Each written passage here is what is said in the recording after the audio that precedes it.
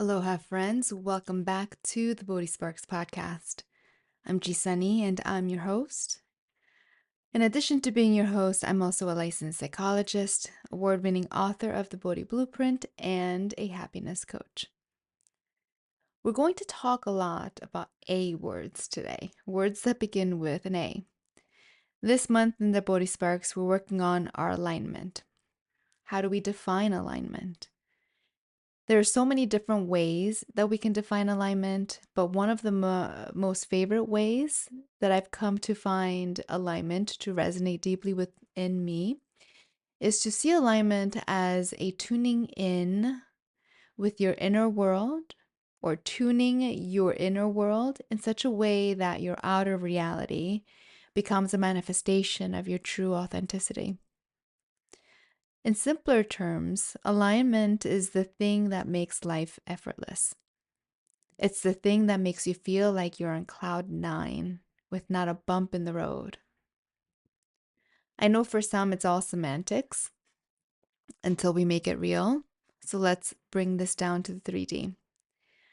Alignment, and whether or not you feel it in your life, is going to be the difference between finally feeling like your monkey mind has dialed it down all the way to zero, like you're on point, driven, passionate. You're constantly laughing, personifying confidence, having clarity. And also on the converse, without alignment, life is going to feel like a drag. You might hate your job, you hate your boss, you despise your partner, you resent your friends. Being out of alignment can also feel less menacing. So, for example, by creating even deeper rotting in your core, is when you live your life following a checklist, only to realize that this checklist isn't yours. Being out of alignment can mean you live your whole life searching and hoping that you're on the right track, but only to end up at the end credits wishing for a do-over. When you're out of alignment, you face conflicts, both outside and within, all the time. I don't know about you, but the constant self-doubt that I experienced while being out of alignment was truly like someone poisoned my inner world, and everything started to rot inside.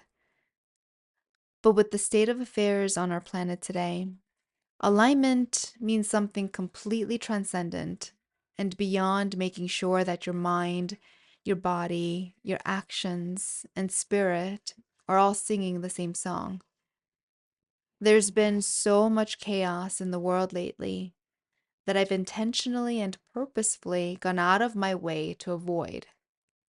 Skeptics might see that and say that I like to bury my head in the sand. Maybe. But with this, it's actually very intentional and deliberate.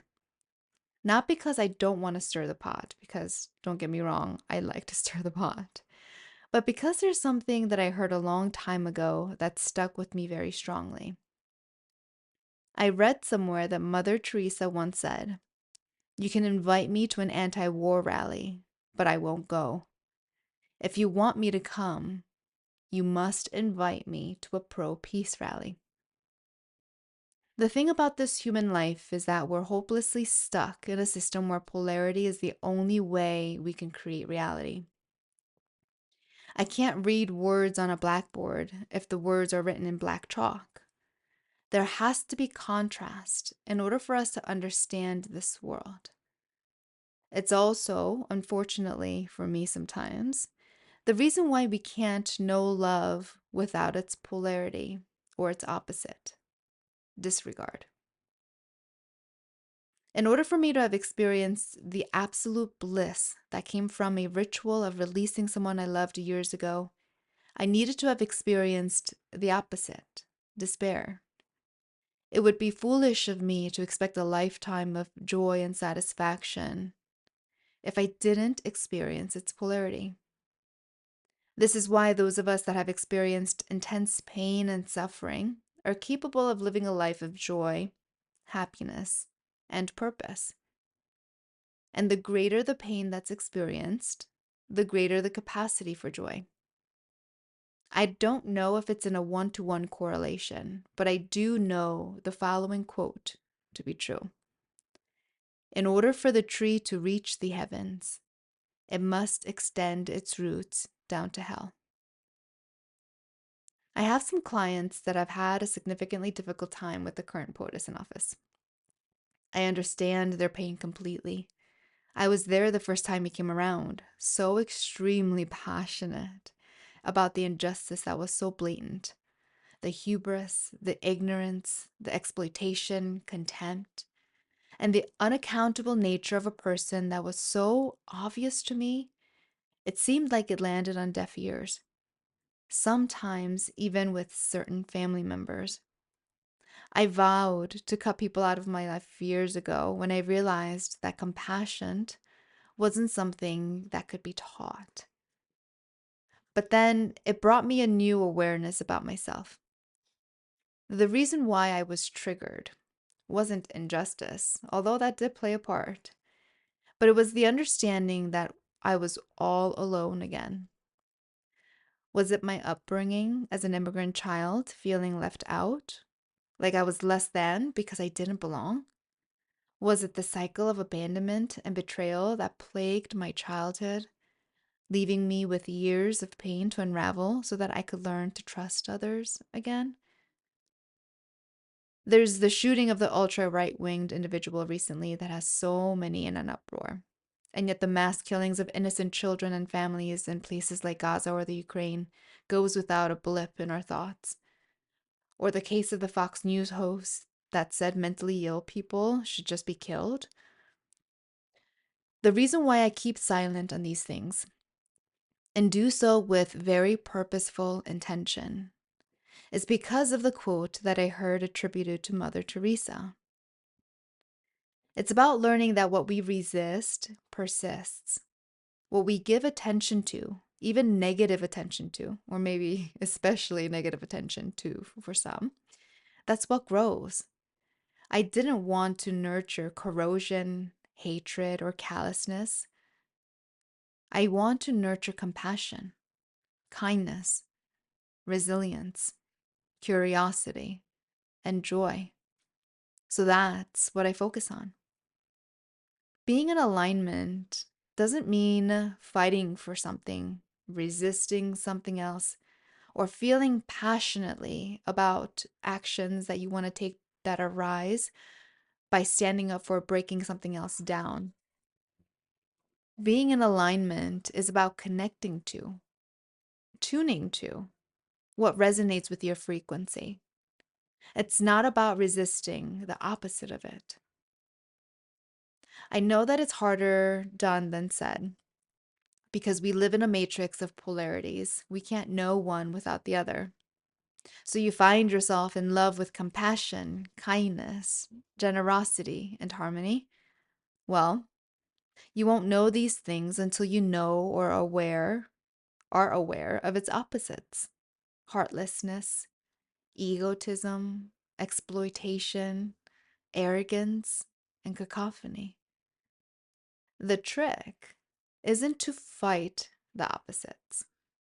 It's to be aware of the polarity and then to swing back into the state of kindness, compassion, and so forth. Let energy take care of the things that don't resonate with your frequency. Starve it of attention, and it will diminish and wither away. Your attention is what matters. It's the true currency in a world of frequencies and vibrations. I'd like to share something with you now that I only share with my private one-to-one clients. Your life purpose, as a verb, not a noun, requires you to hone in on what you're creating. Not creating with a paintbrush or a ukulele in your hands, but creating with the only thing that you have complete control over: your attention, your aim, and your attitude. These are the only things in this world that you have complete control over. In a matter of seconds, you could be struck with tragedy and become a quadriplegic. If you'd like, go ahead and knock on wood. You could have every single person that you love ripped away from you to be murdered, like Viktor Frankl was during the Holocaust. But the only thing that you have absolutely within your control is your attention, your aim, and your attitude. So Viktor Frankl teaches us that the only thing we're in control of is our response to this world. If we take it a step further, we can see that your response lies in those three things: your attention, your aim, and your attitude. So at any point in time, what is it that you choose with intention to pay attention to? Where's your focus? This is what brings you absolute joy and recharges you if you're doing it right. So, what do you need to be connected to at all times to stay charged? You see, my attention, or my intention for my attention, because I'm not perfect, is always to pay attention to and be aware of the magic in this life. I look for the way that the world rhymes. I look for the way that the universe sends me signs and guides me along the path in the direction that I need to go. I look for the ways in which my guides, the angels, this universe, my God, my source, shows me is my highest trajectory. I look for the ways in which I am shown that I am loved, I am nurtured, I am taken care of.